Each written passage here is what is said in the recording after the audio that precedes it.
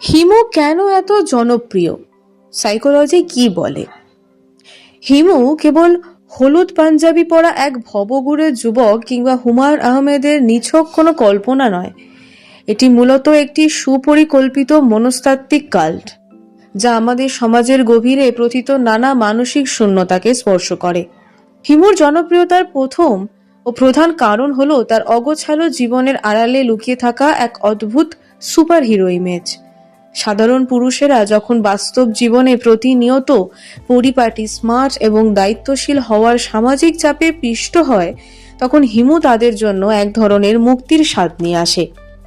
একজন মানুষ খালি পায়ে হেঁটে, পকেটবিহীন পাঞ্জাবি পরে এবং কোনো সুনির্দিষ্ট পেশা ছাড়াই কিভাবে সমাজের তথাকথিত উচ্চবিত্ত ও সুন্দরী নারীদের আকর্ষণের কেন্দ্রবিন্দু হতে পারে, তা যে কোনো পাঠকের জন্য পরম কৌতূহলের এবং আকাঙ্ক্ষার বিষয়।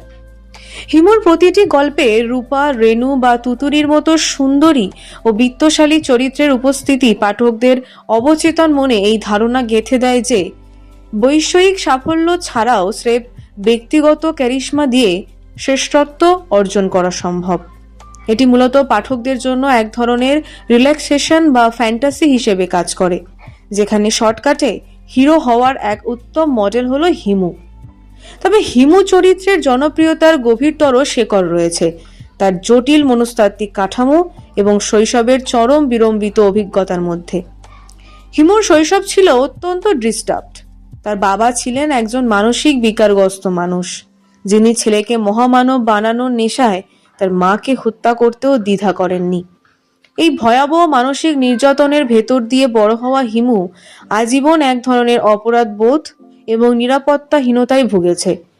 মনস্তত্ত্ববিদ ডেভিড আবারব্যাখের তত্ত্ব অনুযায়ী শৈশবে যারা পর্যাপ্ত মনোযোগ বা মাতৃত্বের স্নেহ থেকে বঞ্চিত হয়, পরিণত বয়সে তাদের মধ্যে নিজেকে ক্যারিসমাটিক বা অলৌকিক গুণের অধিকারী হিসেবে উপস্থাপন করার তীব্র আকাঙ্ক্ষা দেখা দেয়। এই প্রবণতা আমরা বিশ্ববিখ্যাত ব্যক্তিত্ব জিদ্দু কৃষ্ণমূর্তি কিংবা চার্লি চ্যাপলিনের জীবনেও দেখতে পাই। হিমুর রহস্যময় হাসি, খালি পায়ে রাতের বেলা হাঁটা এবং অদ্ভুত সব ভবিষ্যৎবাণী করে মানুষকে ভড়কে দেওয়ার প্রবণতা আসলে তার শৈশবের সেই অতৃপ্ত মনোযোগ পাওয়ারই এক ভিন্নতর বহিঃপ্রকাশ।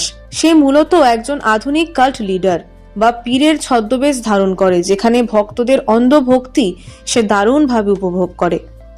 হিমু ট্র্যাজেডি বা জনপ্রিয়তার অন্যতম দিক হলো নারী চরিত্রের সাথে তার অমীমাংসিত সম্পর্ক, বিশেষ করে রূপার সাথে তার মানসিক দূরত্ব। হিমু মাতৃত্বের মমতার জন্য ভয়ঙ্কর তৃষ্ণার্ত, যা তার শৈশবে মা হারানোর ট্রমা থেকে সৃষ্ট। এই ট্রমার কারণেই সে কোনো নারীর সাথে পূর্ণাঙ্গ বা শারীরিক সম্পর্কে জড়াতে ভয় পায়, কারণ তাতে তার ভেতরের নিরাপত্তাহীন শিশুটি উন্মোচিত হয়ে যাওয়ার ঝুঁকি থাকে। এই আচরণটি ডেনিস দার্শনিক সোরেন কিয়েরকেগার্ডের জীবনের সাথে বিস্ময়করভাবে মিলে যায়। কিয়েরকেগার্ড যেমন তার প্রেমিকা রেজিনা ওলসেনকে আজীবন ভালোবাসার পরেও বিয়ের প্রস্তাব প্রত্যাখ্যান করে দূরে সরে গিয়েছিলেন, হিমুও ঠিক একইভাবে রূপাকে দূরে সরিয়ে রাখে।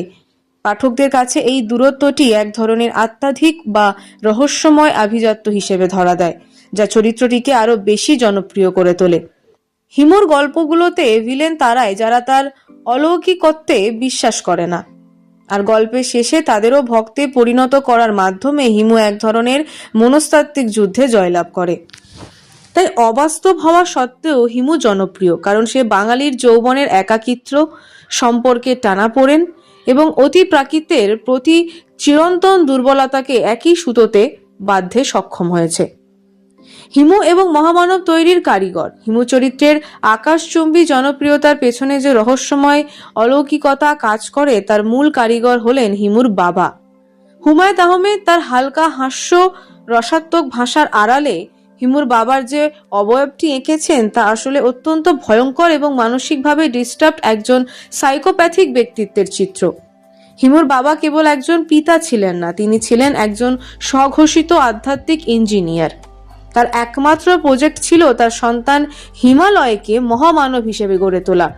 এই লক্ষ্য অর্জনে তিনি যে নির্মম পথ বেছে নিয়েছিলেন, তা হিমুর মনস্তত্ত্বে এক স্থায়ী ক্ষতের সৃষ্টি করেছে। এই ডিস্টার্বড চাইল্ডহুড বা ক্ষতবিক্ষত শৈশবই হিমুকে সাধারণ মানুষের চেয়ে আলাদা এক ক্যারিশম্যাটিক বা রহস্যময় চরিত্রে পরিণত করেছে। বাবার নির্দেশে খালি পায়ে হাঁটা, পকেটবিহীন হলুদ পাঞ্জাবি পরা কিংবা জ্যোৎস্না রাতে উদ্দেশ্যহীন ঘুরে বেড়ানো, এসবই আসলে এক নিষ্ঠুর মানসিক টর্চারের ফল, যা পাঠককে এক অদ্ভুত ঘোরের মধ্যে ফেলে দেয়। একজন খুনি বাবা যখন তার সন্তানের প্রিয় টিয়া পাখির গলা টিপে মেরে ফেলেন কিংবা বাচ্চার প্রিয় খেলনাগুলো ভেঙে ফেলেন, তখন সেই শিশুর মনে যে ট্রমা তৈরি হয়, হিমু সারা জীবন সেই ট্রমার কারণেই নিজেকে সাধারণ আবেগ অনুভূতি থেকে বিচ্ছিন্ন করে রাখতে বাধ্য হয়েছে। মজার বিষয় হলো, হিমু তার বাবার এই নিষ্ঠুরতাকে কখনো ঘৃণা বা প্রতিবাদ করেনি, বরং তাকে তার গুরুর আসনে বসিয়েছে। ডেনিস দার্শনিক সোরেন কিয়েরকেগার্ডের মতো হিমুও মনে করে তার আজকের এই বিশেষ অস্তিত্বের পিছনে তার বাবার অবদান অনস্বীকার্য। এই স্টকহোম সিনড্রোম সদিশ ভক্তি হিমুকে এক ধরনের অতি মানবীয় রূপ দান করে, যা পাঠকদের কাছে অত্যন্ত আকর্ষণীয়। হিমুর বাবা তাকে শিখিয়েছিলেন যে মহামানবের কোনো পিছুটান থাকতে নেই, আর এই দর্শন থেকেই হিমুর প্রেম বা বৈষয়িক জীবনের প্রতি অনীহা তৈরি হয়েছে। হিমু এবং তার বাবার এই সম্পর্কের রসায়ন আসলে একটি কাল্ট বা ধর্মীয় গোষ্ঠীর নেতার সাথে তার প্রধান শিষ্যের সম্পর্কের মতো। এই সম্পর্কের গভীরতা ও রহস্যময়তা পাঠকদের এতটাই সম্মোহিত করে যে তারা হিমুর বাস্তবহীন কর্মকাণ্ডকেও পরম শ্রদ্ধার সাথে গ্রহণ করে।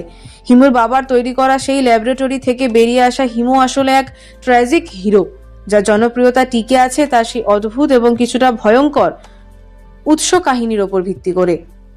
হিমু জনপ্রিয় কারণ তার প্রতিটি রহস্যময় আচরণের পেছনে তার বাবার সেই সাইকোপ্যাথিক দর্শনের ছায়া লেগে আছে, যা সাধারণ মানুষের একঘেয়ে জীবনের বিপরীতে এক রোমাঞ্চকর ও অতিপ্রাকৃত জগতের সন্ধান দেয়।